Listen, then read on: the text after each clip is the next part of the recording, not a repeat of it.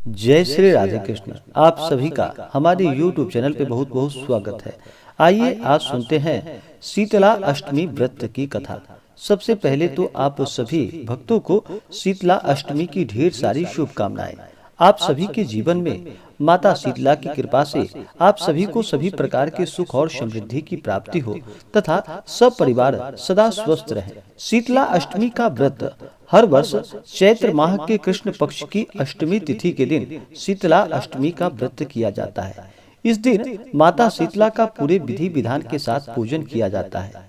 माता शीतला को ठंडी वस्तुएं भोग में अर्पण की जाती हैं। वो भी एक दिन पहले ही माता के लिए प्रसाद बनाया जाता है, उनके लिए भोजन बनाया जाता है और वही भोजन फिर अगले दिन जा करके यानी कि जो भोजन सप्तमी तिथि को बनाई जाती है वह भोजन माता को अष्टमी तिथि के दिन चढ़ाई जाती है। तो यही भोजन फिर प्रसाद के रूप में ग्रहण किया जाता है।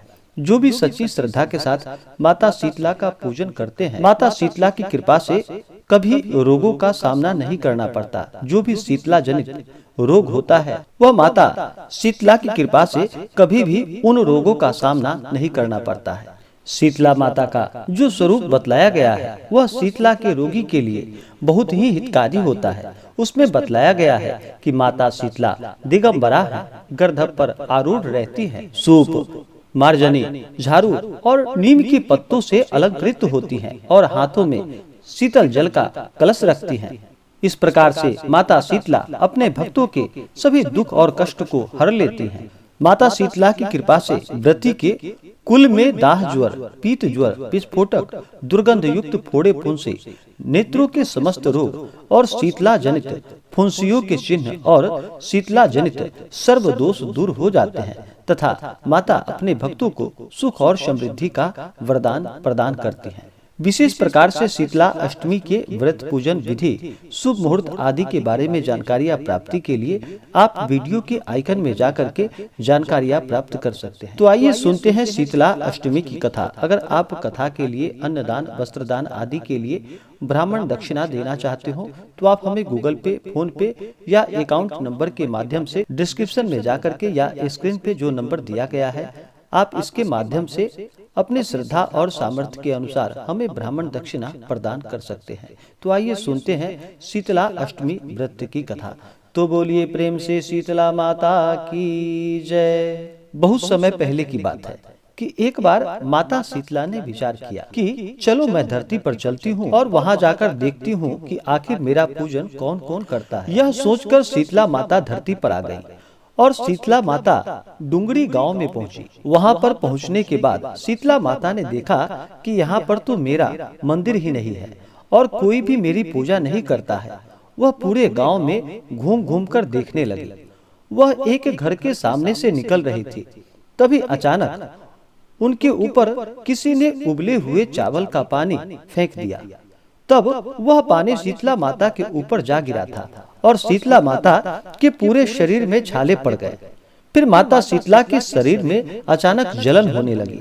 वह पूरे गांव में चिल्लाने लगी कि मैं जल गई हूँ, मुझे बचाओ। लेकिन किसी ने शीतला माता की पुकार नहीं सुनी और वह चिल्लाती हुई एक कुम्हारन के घर के सामने पहुंची। वहां पर एक कुम्हारन अपने घर के दरवाजे पर बैठी हुई थी। उसने जब देखा कि माता पूरी तरह से जल गई हैं, तब उस कुम्हारन ने शीतला माता को बुलाया और कहा, तुम्हारा पूरा शरीर जल गया है, इधर आओ, मैं तुम्हारे ऊपर ठंडा पानी डाल देती हूँ। शीतला माता वहाँ पर बैठ गईं और कुम्हारन ने शीतला माता के ऊपर ठंडा पानी डाल दिया। इसके बाद उसने माता से कहा कि मेरे पास आटे की राबड़ी और दही रखा हुआ है, मैं वह राबड़ी और दही ले आती हूँ, आप उसका भोजन करो, इससे आपके शरीर में ठंडक आ जाएगी। माता ने राबड़ी और दही खा लिया, जिससे माता के शरीर को आराम मिला। इसके बाद उस कुम्हारन ने शीतला माता से कहा कि तुम यहाँ पर आ जाओ, मैं तुम्हारे बालों को बून देती हूँ। जैसे ही वह कुम्हारन शीतला माता के बाल बून रही थी, तब उसकी नजर बालों के बीच छुपी हुई आंखों पर पड़ी और यह देखकर वह डर गई। तब माता शीतला ने उस कुम्हारन से कहा कि तुम मुझसे डरो नहीं, मैं कोई भूत या कोई आत्मा नहीं हूँ, मैं शीतला माता हूँ। मैं धरती पर यह देखने आई हूँ कि मेरी पूजा कौन करता है और मेरी पूजा कैसे की जाती है। तब शीतला माता अपने पूरे स्वरूप में आ गई। वह कुम्हारन सोचते हुए परेशान होने लगी। तब माता ने उस कुम्हारन से कहा कि तुम किस सोच में डूब गई हो। तब उस कुम्हारन ने माता से कहा कि मेरे घर में इतनी जगह नहीं कि मैं तुम्हारा आसन लगाकर तुम्हें वहां पर बैठा सकूं। मेरे पूरे घर में गंदगी पड़ी हुई है। तब शीतला माता ने उस कुम्हारन से कहा कि तुम किसी प्रकार की चिंता ना करो। और उसी समय शीतला माता एक गधे पर बैठकर एक हाथ में झाड़ू और एक हाथ में डलिया लेकर पूरे घर को साफ कर दिया था। और शीतला माता ने कुम्हारन से कहा कि मैं तुम्हारी पूजा से अति प्रसन्न हूँ, इसलिए तुम जो भी वरदान मांगोगी मैं तुम्हें वह वरदान अवश्य दे दूंगी। तब उस कुम्हारन ने शीतला माता से कहा कि जिस तरह से आपने मेरे घर की दरिद्रता दूर की है, उसी तरह से आप इस गांव में रहकर इस गांव की दरिद्रता को दूर करें। और शीतला माता ने उसको यह वरदान दे दिया और डुंगरी गांव में शीतला माता का मंदिर बनाया गया। यह कहा जाता है कि जो व्यक्ति डुंगरी गांव में शीतला माता मंदिर पर माथा टेकने के लिए जाता है, उसकी सारी मुरादें पूरी हो जाती है। इसी प्रकार से जो भी भक्त सच्ची श्रद्धा के साथ माता शीतला का पूजन करते हैं, व्रत करते हैं, कथा श्रवण करते हैं, माता शीतला की कृपा से उनके सभी दुख और कष्ट दूर हो जाते हैं तथा सभी प्रकार के सुख और समृद्धि प्राप्ति होती है।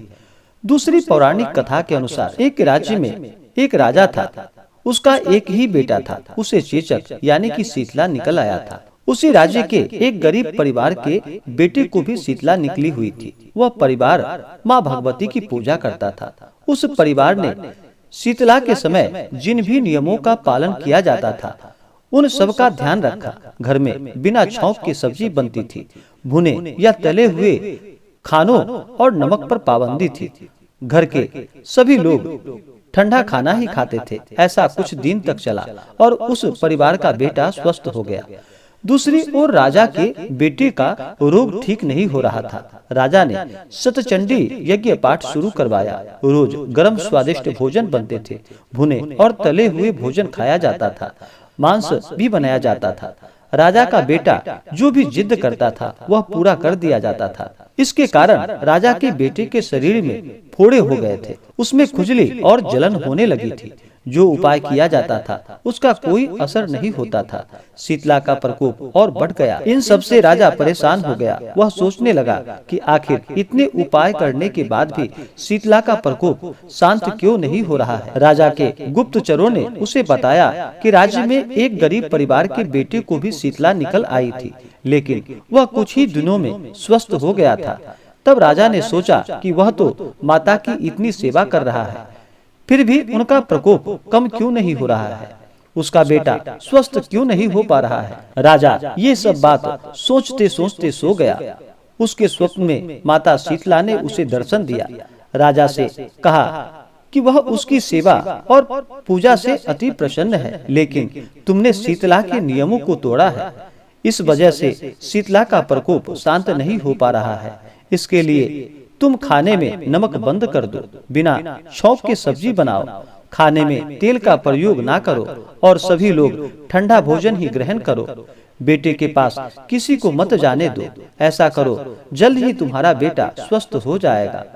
अगले दिन से राजा शीतला माता के बताए गए नियमों का पालन करने लगा। देखते ही देखते कुछ ही दिनों में राजा का बेटा स्वस्थ हो गया। इस प्रकार से माता शीतला के कारण, माता शीतला का पूजन करने के कारण, माता शीतला के व्रत का पालन करने के कारण वह स्वस्थ हो गया। इसी प्रकार से जो भी सच्ची श्रद्धा के साथ माता शीतला का पूजन करते हैं, नियमों का पालन करते हैं, माता शीतला की कृपा से उनके सभी दुख और कष्ट दूर हो जाते हैं। तो बोलिए प्रेम से शीतला माता की जय। तो आशा करता हूँ कि यह जानकारी आपको अच्छा लगा हो। ऐसे ही ज्ञानवर्धक जानकारियाँ प्राप्त करने के लिए हमारे इस चैनल को लाल बटन दबा करके सब्सक्राइब करें, साथ में बेल आइकन घंटी दबाएं ताकि मेरे वीडियो का नोटिफिकेशन आपके पास सबसे पहले पहुंचे। वीडियो को लाइक और अपने मित्रों तथा दोस्तों के साथ शेयर करें। सुखी रहें और स्वस्थ रहें। जय श्री राधे कृष्ण। धन्यवाद।